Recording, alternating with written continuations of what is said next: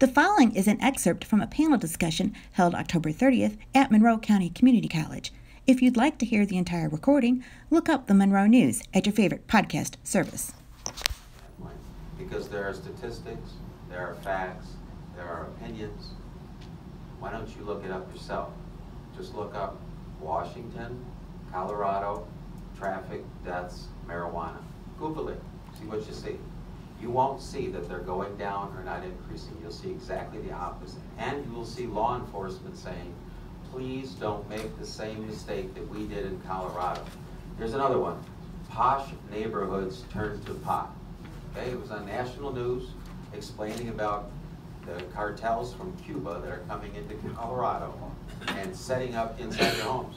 And if you want to laugh and make faces, go ahead and do that. But look it up and read it. Educate yourself. Okay, no. Just state. Now I will read this. Make your point. I will read this. In Washington State, marijuana-impaired driving fatalities have more than doubled. 1 in 5 drivers are under the influence of marijuana. That is up from 1 to 10 prior to legalization. 62% of respondents who reported using marijuana and driving said they didn't think it impaired their ability to drive at all.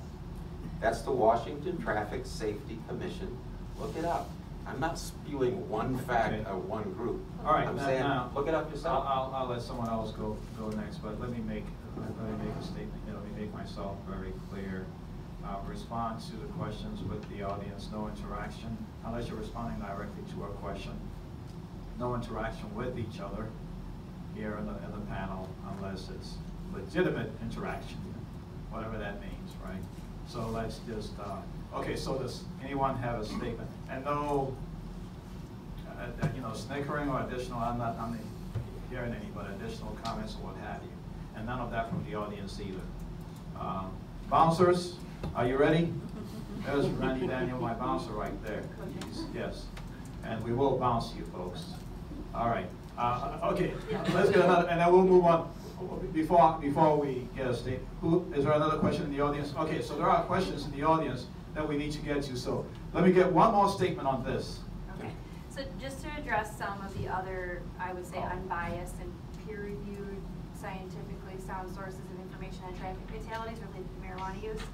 Some meta-analyses that were recently published in 2018 looked at early evidence of recreational marijuana legalization and traffic fatalities where at least one driver tested positive for THC, increasing by 10% nationally from 2013 to 2016, where operation of recreational marijuana dispensaries was associated with a 9.2% increase in fatalities in Washington State and Colorado from 2009 to 2016. These are researchers from reputable institutions that conduct secondary data analyses on existing data, and they have no reason to modify those results, and they're unbiased entirely in the scientific community.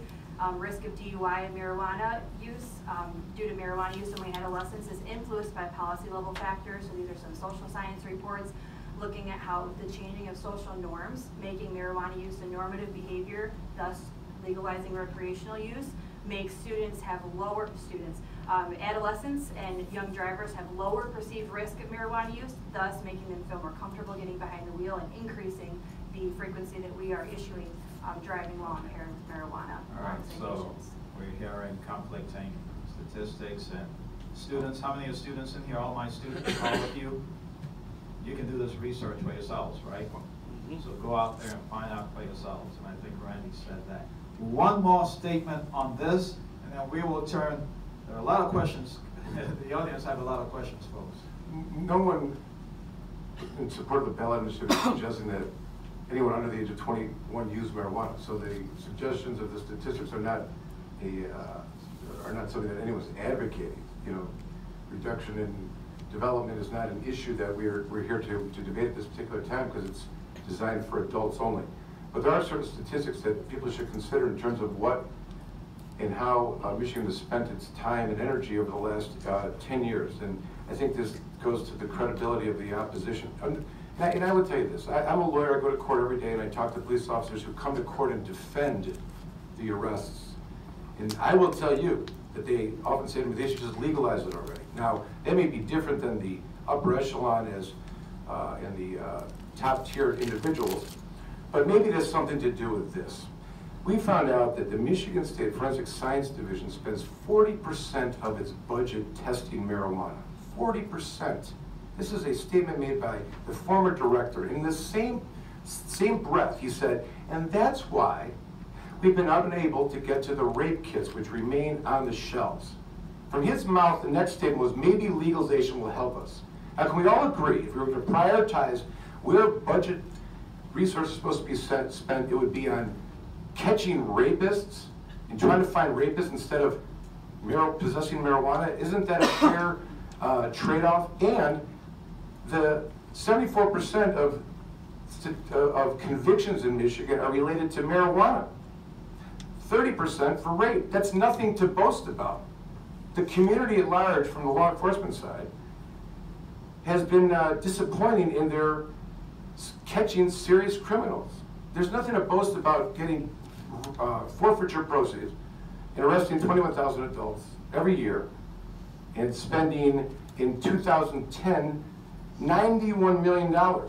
Senate's analysis identifies $91 million of resources in 2010 spent on prosecuting and punishing for marijuana, including the court system. Now, you go to any district court or circuit court any day of the week in Michigan, 40% of the docket is made up of marijuana cases.